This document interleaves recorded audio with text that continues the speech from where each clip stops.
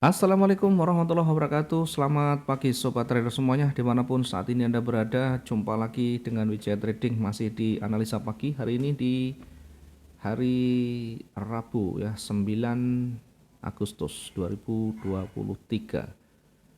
Satu hari kemarin kita coba untuk melihat ya 8 Agustus ya. Kita lihat satu hari kemarin sebagai bahan untuk koreksi kita. Kemudian kita bisa nanti menempatkan posisi-posisi kita tentu sesuai dengan histori-histori yang sudah ada ya, minimal untuk bahan pertimbangan. Kita perkirakan satu hari kemarin akan bergerak kembali naik jika dengan catatan jika tidak melewati level supportnya ya, tetapi kenyataannya melewati supportnya sehingga ada peluang, ada potensi akan bergerak mendekati targetnya. Kemudian berikutnya kita perkirakan akan terus bergerak kalau dia kuat di sana menembus level psikologisnya, karena ini juga bisa berfungsi sebagai support. Yang di atas sebagai target ini support, kemudian yang kedua target yang kedua ini juga bisa menjadi support berikutnya. Sementara untuk range-nya kita perkirakan hingga di kisaran 1911 ya. Kenyataannya masih jauh dari range-nya ya. Hanya berkisar di harga sebelumnya atau range sebelumnya. Jadi satu hari kemarin hampir sama dengan hari sebelumnya. Jadi tidak akan berbeda jauh. Jangan terlalu bermimpi satu hari bisa bergerak terlalu panjang kalau tidak ada news yang signifikan ya, berdampak signifikan di sana.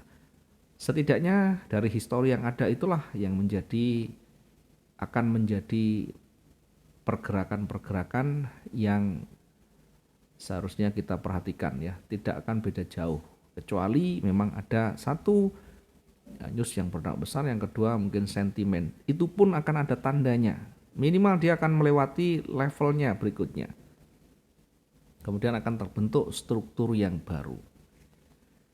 Dari satu hari kemarin hanya satu posisi yang tersentuh, yakni di sell-nya, buy-nya tidak tersentuh dengan target tercapai dengan satu target ya. Target yang kedua belum tidak tersentuh.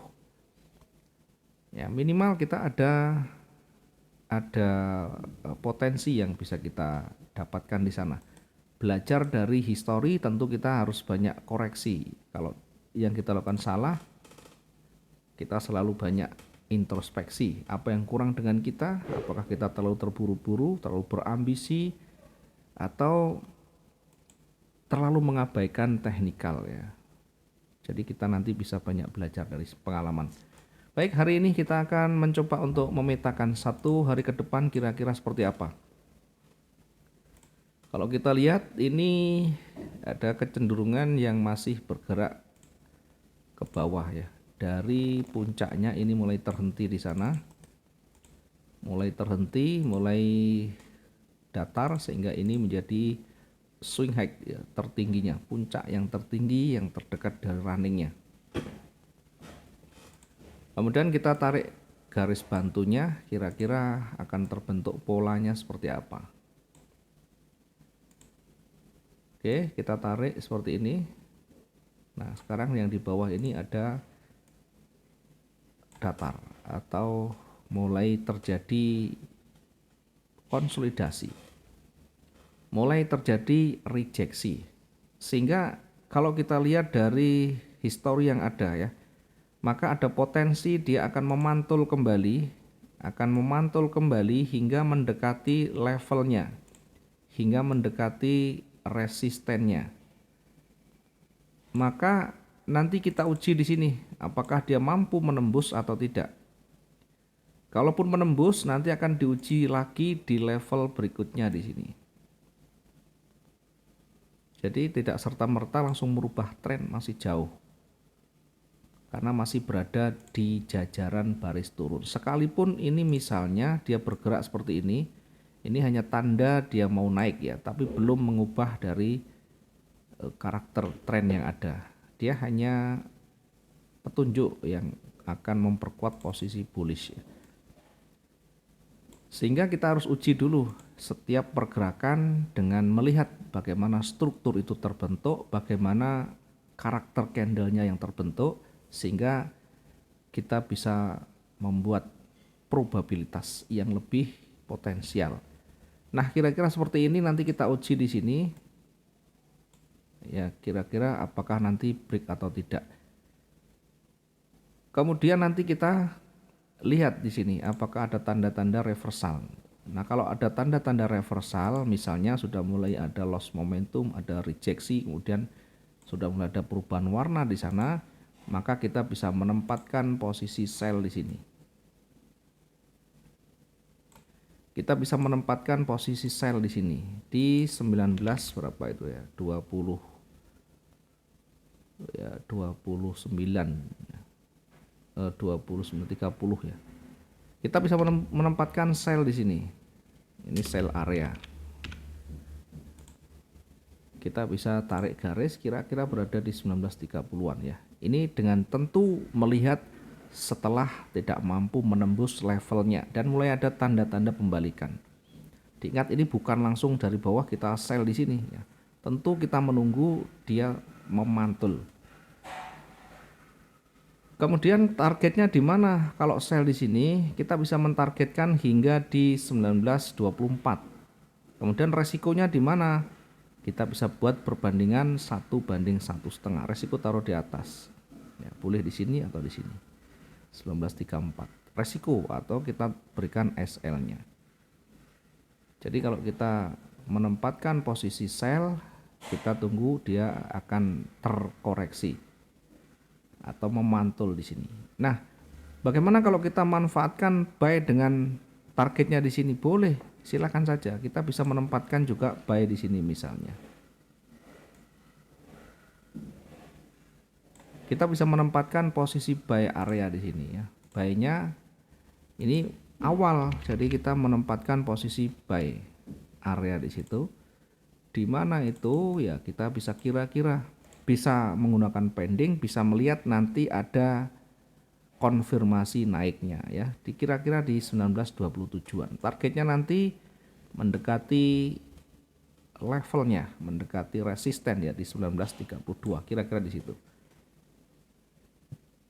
Kemudian kita juga bisa menempatkan sell area ketika dia sudah kembali turun ya, sudah kembali break di levelnya di sini. Kita bisa menempatkan sell area di sini. Ya, bisa saja kita menempatkan untuk sell area di sini. Contoh begini misalkan, kita bisa menempatkan sell areanya di sini.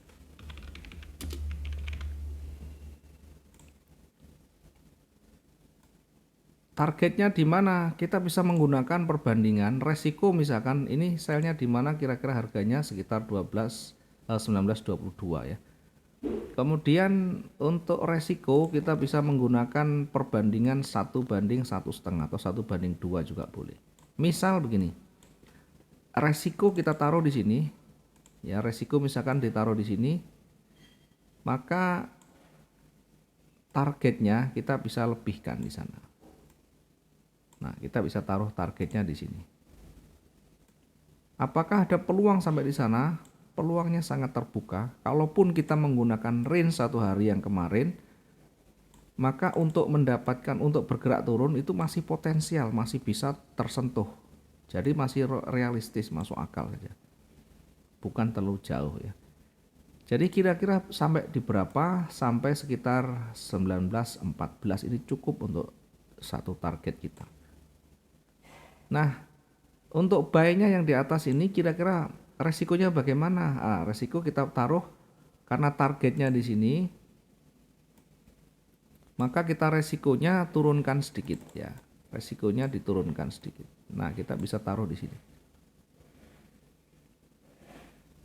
Jadi kita banyak mencoba dengan membuat satu garis-garis bantu, kemudian kita mensimulasikan jika nanti dia mendekati maka ada potensi untuk memantul, tetapi tentu melihat triggernya di sini, adakah petunjuk? Kalau tidak ada petunjuk pembalikan, jangan melawan dengan sell, karena ini bisa bergerak jauh lebih kuat nantinya.